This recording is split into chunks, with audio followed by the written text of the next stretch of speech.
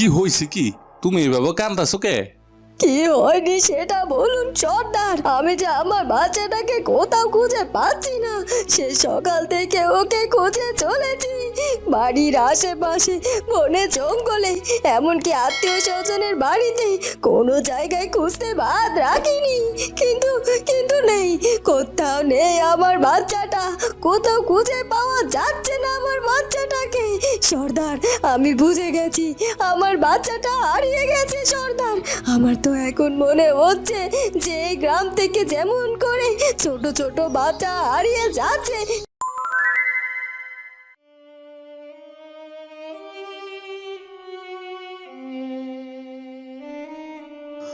মহারাজ, মহারাজ, বিশেষ একটা সংবাদ আছে। কি সংবাদ আছে প্রহরী? মহারাজ, রাজপ্রাসাদে 3জন ঋষিবর এসেছে। তারা আপনার সাথে এখনই দেখা করতে চাইছেন। কি বলছো কি?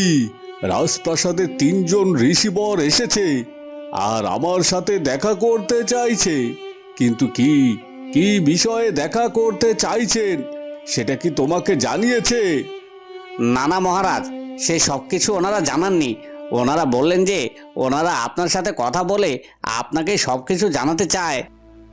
শোনো প্রহরী, আমরা এখানে এখন গুরুত্বপূর্ণ আলোচনা করছি, আর তাই তুমি ওই 3জন ঋষিবরকে অপেক্ষা করতে বলো। আর আমাদের আলোচনা শেষ হবে, তারপর তারা এসে মহারাজের সাথে দেখা করবেন। না না না, সেটা কি করে হতে পারে?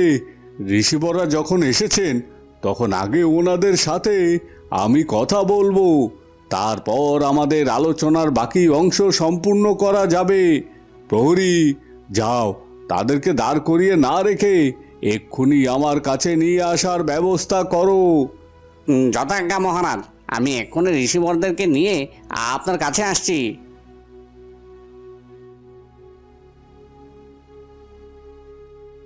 মহারাজ আজকাল বড্ড বার বেড়েছেন। উনি আমার কথা কিছুতেই শুনতে চান না, আর আজ এই প্রহরীর সামনে আমাকে রীতিমতো অপমান করলো। মহারাজ, আপনি যা যা করছেন করতে থাকুন, সব কিছু আমি হজম করছি। কিন্তু এমন একদিন সময় আসবে আমার, এই অপমানের প্রতিটা জবাব আমি আপনাকে ফিরিয়ে দেব।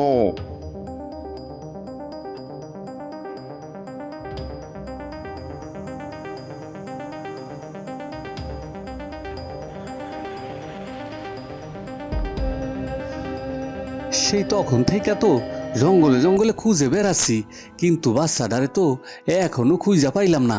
কি করমু বলো তো? ওদিকে তোর মা অপেক্ষায় বইসা আছে। সে ভাবতাছে হয়তো বা তার সন্তানকে আমরা সাথে কইরা নিয়ে ফিরবো, কিন্তু এখন পর্যন্ত তো তারে আমরা খুঁজে পাইলাম না। তাহলে কি করমু? কি নিয়ে যামু বলো তো?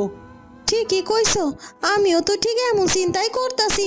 বাচ্চাটার মা তো আশায় আশায় পচাইয়া বইসা আছে গো, যে তার সন্তানরা আমরা আমাদের সাথে কইরা নিয়ে বাড়িতে ফিরমু। কিন্তু আমরাও তো চেষ্টার কোনো ত্রুটি রাখি নাই।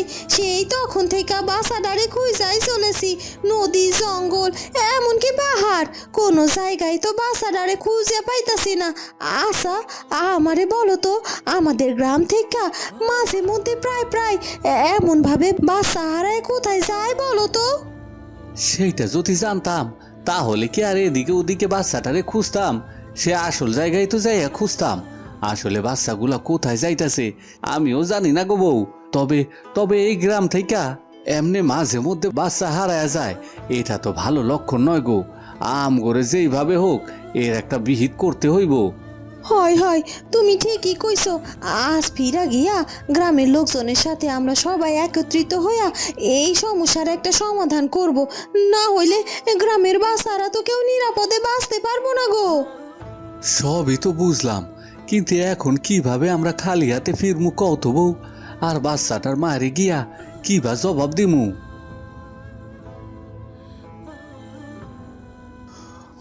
রানীমা, রানীমা, আমাদের রাজপ্রাসাদে এক অবাক কাণ্ড ঘটেছে গো।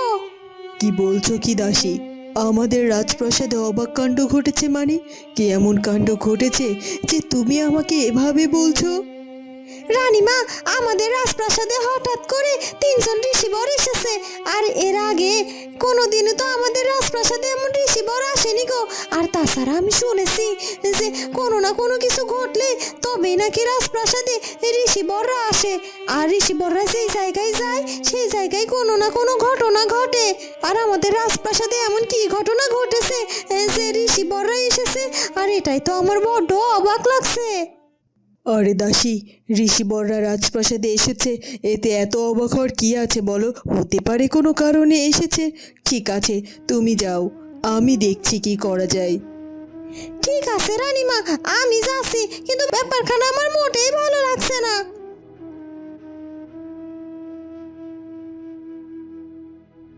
যামিনী, সত্যি তো দাসীর কথাখানা কিন্তু ভেবে দেখা দরকার। ঋষিবর যেহেতু এই রাজপ্রাসাদে এসেছে, নিশ্চয়ই কোনো না কোনো কারণে এসেছে। চলো তো আমরা দুজনে গিয়ে বরং দেখি ওনারা কি করছে রাজপ্রাসাদে।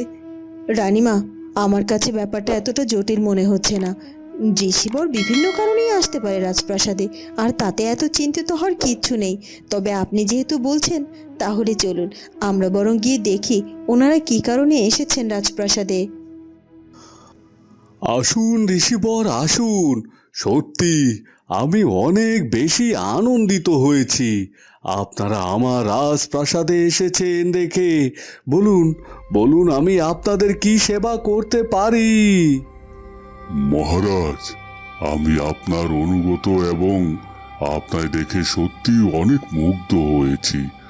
আর আমাদেরকে নিয়ে এত ব্যস্ত হওয়ার কিছু নেই।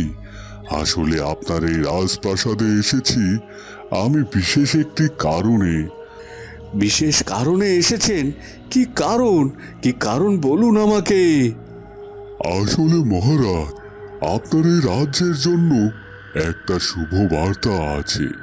আর সেইটা হলো, এই রাজ্যের রাজপ্রাসাদে এমন এক কন্যা সন্তানের জন্ম হতে চলেছে যে কিনা হবে মহাশক্তিশালী আর মহাপদ্মের রক্ষক। কি বলছেন কি ঋষিবর? এই প্রাসাদে কন্যা সন্তানের জন্ম হবে, আর সেই হবে মহাশক্তিশালী এবং মহাপদ্মের রক্ষক? শুধু তাই নয় মহারাজ, সে হবে মহাভাগ্যবতী। আর সে হবে আপনার রাজপুত্র, মানে অরুণের জীবন সঙ্গিনী। কি কি বলছেন কি ঋষিবর? এ তো ভারী সৌভাগ্যের কথা। সত্যি আমি আপনার কথা শুনে অনেক আনন্দিত হয়েছি। হ্যাঁ, তবে আমি জানি না কার গর্ভে সে কন্যা সন্তানের জন্ম হবে। যদি আপনার রাজপ্রাসাদে কেউ অন্তঃসত্ত্বা থেকে থাকে, তাকে এক্ষুনি আমার সামনে নিয়ে আসুন। আমি তাকে আশীর্বাদ করে যেতে চাই।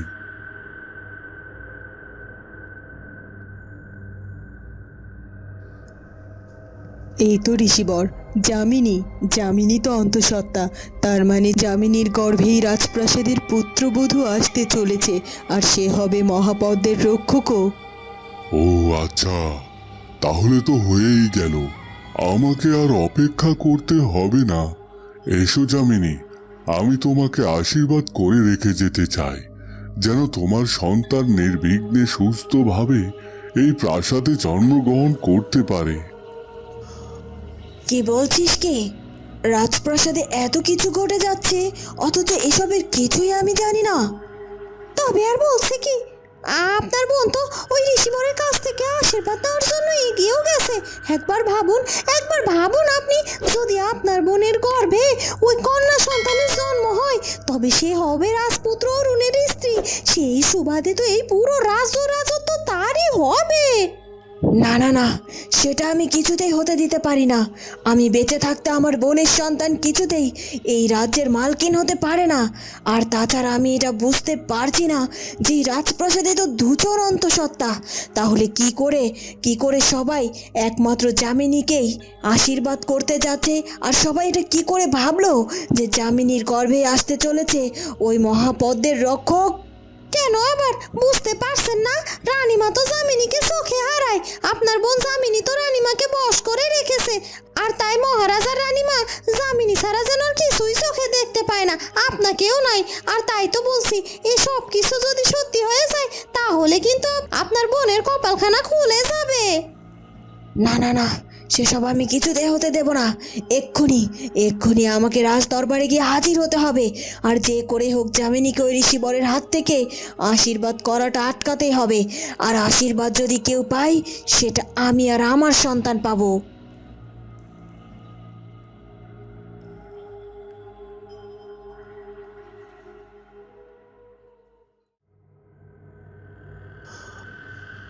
ওম হ্রিং ক্রিং স্বাহা। ওম হ্রিং ক্রিং স্বাহা। এই তো আমার সাধনা একটু একটু করে পূর্ণ হতে শুরু করেছে। আস্তে আস্তে আমি আমার সফলতার দিকেই এগিয়ে যেতে শুরু করেছি। আর সামান্য কিছুটা দিন পরে আমি আমার সফলতা পৌঁছে যাব।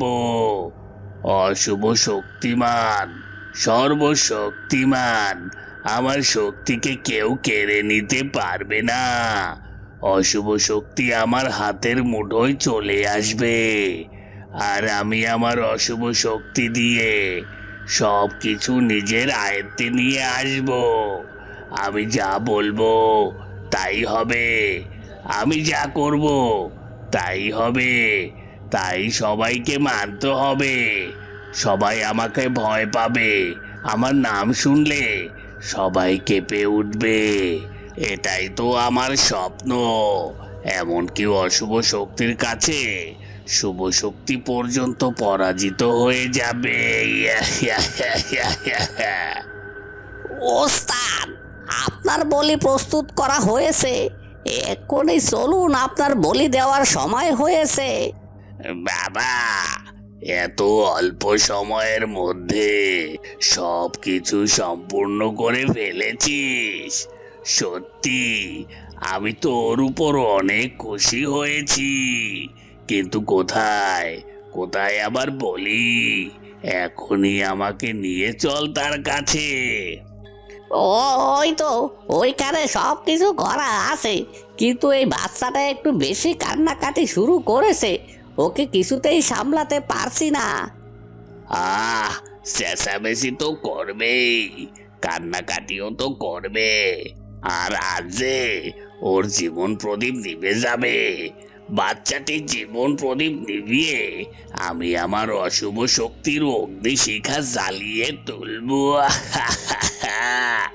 চল চল, এক্ষুনি আমাকে আমার কাজ সম্পূর্ণ করতে হবে।